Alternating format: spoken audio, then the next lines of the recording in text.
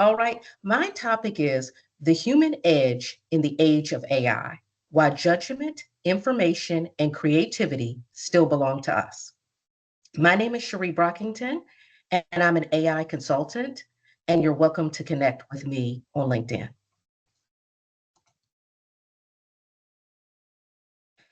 In the movie I, Robot, the main character, an adult, is trapped underwater alongside a young girl. A rescue robot arrives and has only seconds to decide who to save. It does what it was programmed to do. It calculates the survival odds for each person. The adult has the higher probability of survival, so the robot pulls him to safety. But instead of being grateful, the adult is furious because he knows that a human wouldn't have just looked at the numbers. He believes that a human would have instinctively known to save the child. Let me ask you, how many of you would have saved the child in that moment? Why? Is it because of duty, sacrifice, empathy, or something else? Now, this movie is over 20 years old, but it still raises the same question we face today. Who should we trust with judgment? Humans or AI? Well, let's see what the data says. A study in 2022 found that people prefer humans with decision-making decisions to algorithms. According to another study, human judgment is irreplaceable. Without it, big data is just big numbers. And 93% of business leaders said humans must be involved in decision making. Now, looking beyond even the numbers that I've just given, I would like to give you a personal example regarding judgment. I was recently assigned to show a group of leaders in my company how using Copilot and Outlook could increase productivity. To prepare, I asked Copilot to summarize some of my emails and put them into a table. One of the emails it summarized was from a coworker who wanted to reschedule a meeting because they felt like they were experiencing burnout. Now, Copilot thought that was a fine example to include in my demonstration. But as a human, I knew to edit it out. That's judgment. And that's the kind of judgment only a human brings to the table. Across business, ethics, and research, the consensus is clear. Humans want humans in charge of judgment. Surveys show that people trust humans, not algorithms, to make moral calls in the gray areas. Business leaders insist on keeping humans in the loop when decisions carry ethical or financial weight. And research confirms that people value discretion and empathy, qualities AI simply cannot replicate. In other words, whether it's the boardroom, the courtroom, or the classroom, the verdict is the same. Judgment belongs to us. Now, you might be saying, okay, I get it. I understand why judgment would belong to humans because judgment is kind of a gray area. So it makes sense that humans would have the advantage in that area. But what about information? I mean, surely AI would have the advantage there, right? I mean, AI has access to all our written information. And I mean, all information is written or documented somewhere, right? Well, it turns out not exactly. According to the University of Kentucky, 90% of organizational knowledge is tactic, meaning it's not written down. And according to a Forbes survey about unspoken rules, they found that 60% of employees encounter unwritten rules that shape workplace success. So let me give you an example. Let's say you have a great idea. AI has access to all this information, so it's able to tell you what to do to get that idea approved. It tells you that the formal process is to bring new ideas to the quarterly leadership meeting, where leadership will decide whether to move forward. Now, according to everything that's written, that is correct. But we as humans know better than that. If you walk into that meeting and present a brand new idea cold, it will not get approved. The unspoken rule is you have to socialize your ideas first. You identify key stakeholders. You figure out who has influence over the decision, who might resist the idea, who would champion it. That kind of information isn't going to be written down. Then you have to engage in what we call strategic relationship building. You drop by their office, send a casual message. I've been thinking about something. Can I run it by you? Maybe grab a coffee. Trust me when I tell you, there isn't something written down telling you when Lisa takes her coffee breaks. You're going to have to ask for this person's input, incorporate different people's suggestions. And if you've socialized your idea well, by the time you bring the idea up at the meeting, it already has everybody on board. The point is, AI can only make decisions based on the information it is given. Humans know what's unwritten, and what's unwritten is a lot. Lastly, let's talk about creativity. Just for fun, I asked AI to write a presentation on this topic, the human edge in the age of AI. And what it gave me was, it was okay, but it wasn't this. It wasn't shaped by my experiences, my stories. It wasn't me. Authenticity is the key component to creativity. AI can remix, repackage, and reorganize, but it cannot create from a lived life. It can't draw from the small, ordinary moments of our life, like me building a speech around a movie I saw over 20 years ago. It doesn't have our perspective, our struggles, our stories. Those belong to us. And that's why creativity belongs to us. So here's the question we're all going to have to wrestle with. In 5 years, when AI is even more advanced, will we trust humans with judgment, information, and creativity? I believe the answer is yes. And that's why I believe that judgment, information, and creativity will always belong to us. And it'll always be the human edge in the age of AI. If you'd like to continue this conversation, I would love for you to connect with me on LinkedIn. You just scan the QR code and that'll pop up my LinkedIn profile. And if you put in a request, I'll certainly accept it. And if you're interested in the subject of AI, judgment, and ethics, this book by Hans Mayo called The 1 Pound Rule is about human judgment and AI ethics in the world we live in. It's an easy read and it's full of thought-provoking questions. So with that, I'll turn it back over. Amazing. I love this. Thank you so much for sharing this with us. Um, does anybody from our audience have any questions for Sharee? If so, feel free to come off mute.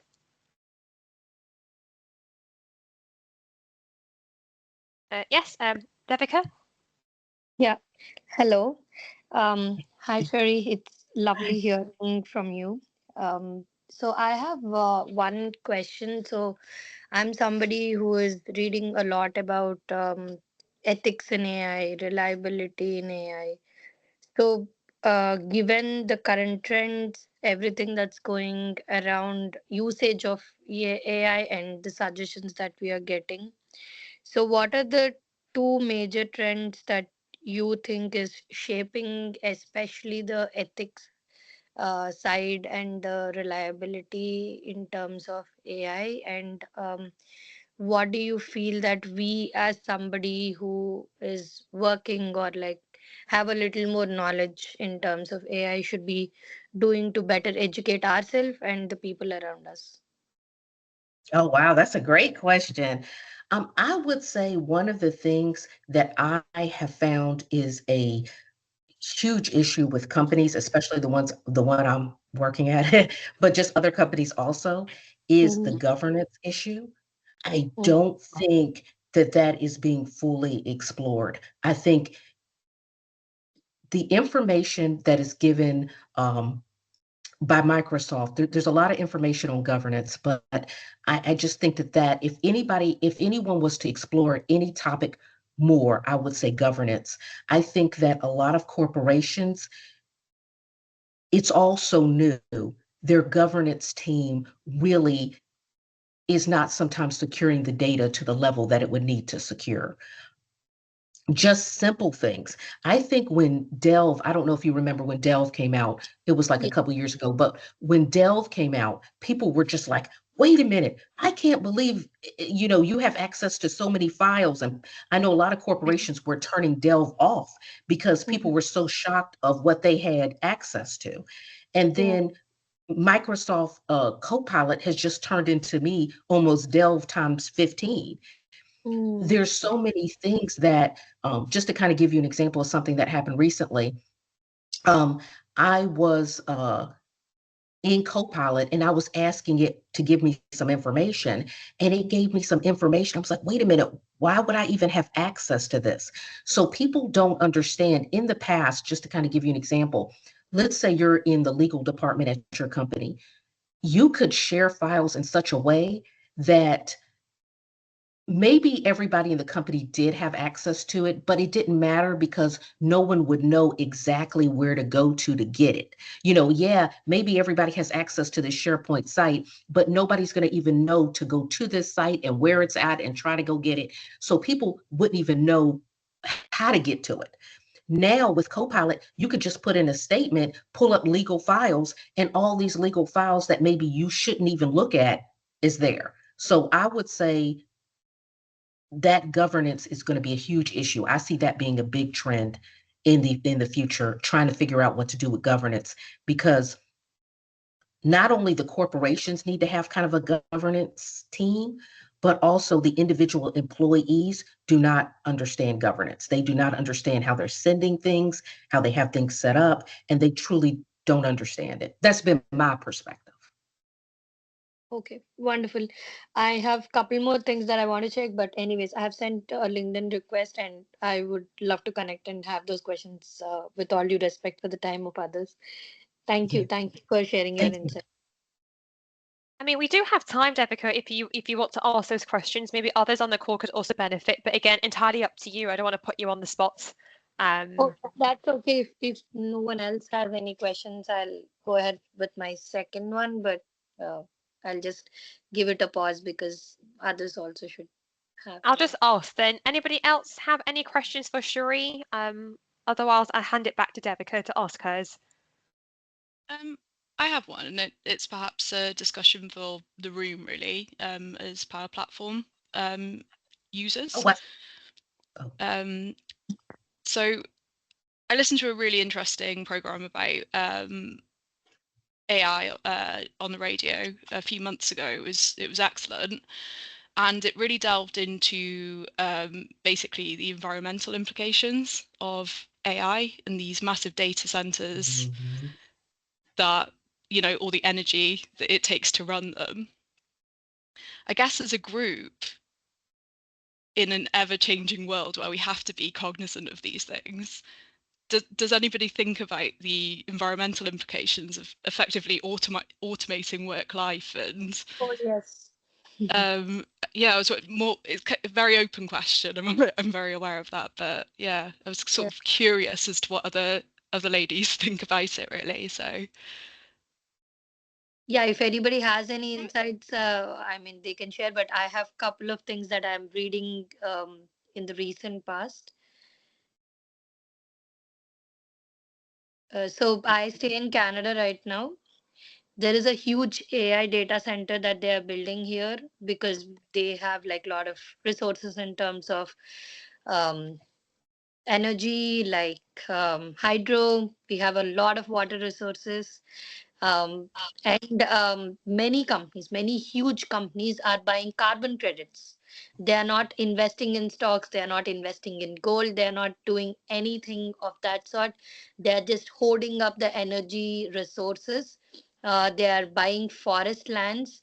They are, kind of acquiring water bodies how much ever they can, so that they buy the carbon credits for the environmental damage that their company or their allies is going to do.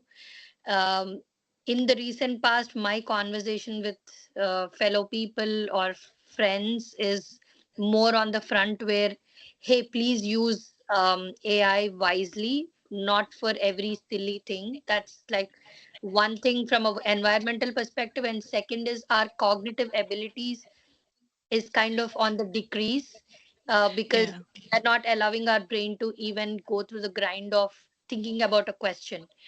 That's not good for us going forward. No, and same program. Sorry, it was really interesting. If I can find a link, I'll put it on here for everybody. But it sort of called, some people have called AI the death of curiosity. And as Mhm. an avid reader myself, I find that so sad. And I guess when we're dealing with customers, is it that we sort of steer people, as you've just said, is it Davika? Sorry. Do Yeah. we steer people down the road of automate things that are repetitive rather than, you Mm. know, Yeah. taking away from those questions where you should be engaging your brain and learning yourself? It's like an ethical minefield. I don't know what everybody feels about it, but yeah. I'm sorry, Sharee, if I've taken up your time. Oh, no, no, no. Matter of fact, I was just about to paste. Oh, if it'll let me paste it. Mondays at Microsoft, episode 58, they actually talked about the things that Microsoft was doing in Wisconsin. It's supposed to be building a data center designed for sustainability and community impact while delivering unmatched AI performance. That's what they say that they're trying to do. So they are getting into some of the issues that are around us, like environmental. I know there's a lot of issues. I mean, even environmental justice, where a lot of times things are put near certain communities because certain communities won't, I don't want to say won't protest, but just don't have the ability to, I don't want to say, they just don't have the ability to kind of champion that things shouldn't be put in their areas. Let's just put it that way. Mm, So even environmental justice is an issue. mm, I think that AI ethics is gonna, it's gonna continue to be an issue. I think that, of course of course I don't want to get political, but a lot of sustainability depends on policy, right? It depends on politics, right? So that's all I can say. A lot of that is tied up in politics, and mm, sometimes politically, there's more of a leaning towards sustainability, and sometimes there's situations where politically there's less of a leaning towards uh, sustainability. So I think everybody has to make their choice, but I do think the politics around it are going to make a big difference, because when the politics around it steer towards sustainability, then there's credits and a push and, for that. And when it steers away from sustainability, then, there's just less of a incentive for corporations to do it. That doesn't mean they won't, but there's just less of an incentive. yeah. Thank you, Sharee. Thank you, Shri. Thank you, Hannah. Yeah, thank you all for your lovely questions. Oh, I see Shabana has her hand up as well. Yep, feel free to come off mute. Hi, can you hear me? Yes, we do. Hi. So my question is, so you talked about Sherry about the governance side, and at the moment, we have the M365 Copilot that once the users have got the licenses, they can go and get access to data sometimes that they don't have access to. However, if you're in a stage where you don't have the license, but you have the EDP version, which Microsoft says confirms that it's still secure. The question comes down then, how do we govern that in a way that the users, the organization would say, okay, it's so secure, so can I just upload anything and everything? And we're kind of like, trying to figure out where do we draw the line. Yes, it's secure, but is it still going to be secure if you put sensitive data or confidential documents and get the Copilot to summarize? Where is the it is a very gray area of you feel. I don't know if you have any advice or tips on that. Depending on when we look at like at least with my organization, we have like, it sounds like you're talking about the web version where Yeah. it's not, you don't have the $30 license, but you have the web version. Yes, correct. Yes. We have been told by Microsoft that that's secure. So at least at my organization, we're allowing people to upload information, but then we're still looking at the things of, there's certain information that is what we call on premises, information that's so classified that we will not allow it in the cloud. So, and that's just how my organization works. So if it's information that we consider on premises information, like we have it in our own, we just don't have it uploaded to the cloud because we just feel like the information is just, we want it just in its own secure network. We don't want it uploaded to the cloud. That kind of information, at least in my organization, we're not feeding into Copilot. So I guess the organizations have to make their own decisions, but there is a group of information that we're not even letting, we're not even letting in the cloud at this point. That's how our organization's done it. I mean, there's a lot of stuff we will allow in the cloud, a lot, but there's certain things that we do have rules around that we won't use Copilot for. So, I mean, I would say every organization kind of has to make their own decision on that one, but that's how we're handling it where I'm at. Okay, so like it's probably just kind of making your own judgment on when it comes to the web version of Copilot. Yeah, and your own data policies. We have a policy where there's certain things we just say, hey, this is so sensitive, we are just not going to allow it in the cloud. It's just that sensitive. And those kind of things we don't use Copilot on. Depending on your organization, maybe you don't have information that's sensitive to that degree, but at my organization we do. So we do have some things that are just so sensitive. We don't put everything in Copilot. Let me just put it that way. We don't. I know Microsoft says it's safe and that's fine, but there are certain lines we draw with it, certain things we don't put in the cloud. But I'm not saying that you should draw the line at the same place we do, or that you should even have a line, but I'm just saying we do. Yeah, no, I totally understand that. So when it comes to like, because obviously like with the HR and, those kind of confidential documents, it's still, it's still secure to a group, but, it's still in the cloud. So, that's where, the HR is like, okay, how safe is it? And that's where the like dilemma is. We have, let me say this, everybody has to make their own decision, but we have tried to err on the side of caution. If we're still a little unsure, we look at it, yes, AI is racing forward and no one wants to be left behind. That's true. But we're looking at it like, what's wrong with taking just a couple more months or a little bit more time to make sure we fully understand before we move to that next step? That's how we're looking at it. If we have any doubts, let's give ourselves an extra month or two to really see how this is going to work out so we feel 100% confident. And if we don't feel at least, it may be at least 95% or 90% confident, then, maybe let's just give it a little bit more time. And that's what I would say.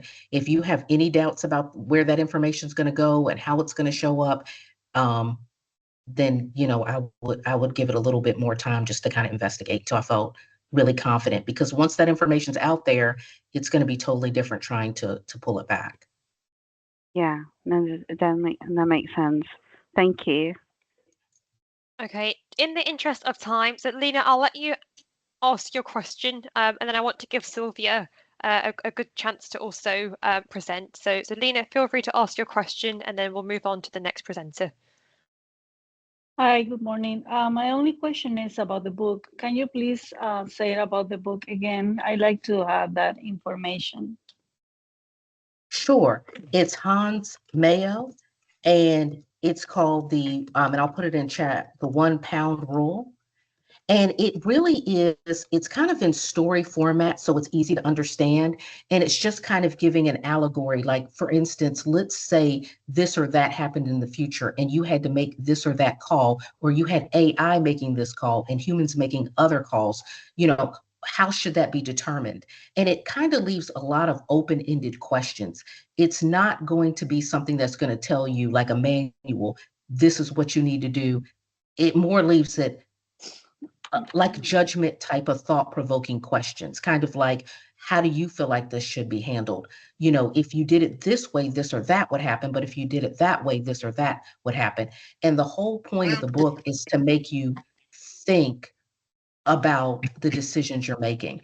And I think when it comes to judgment and ethics and those gray areas, the biggest thing that we can do is just think about different things.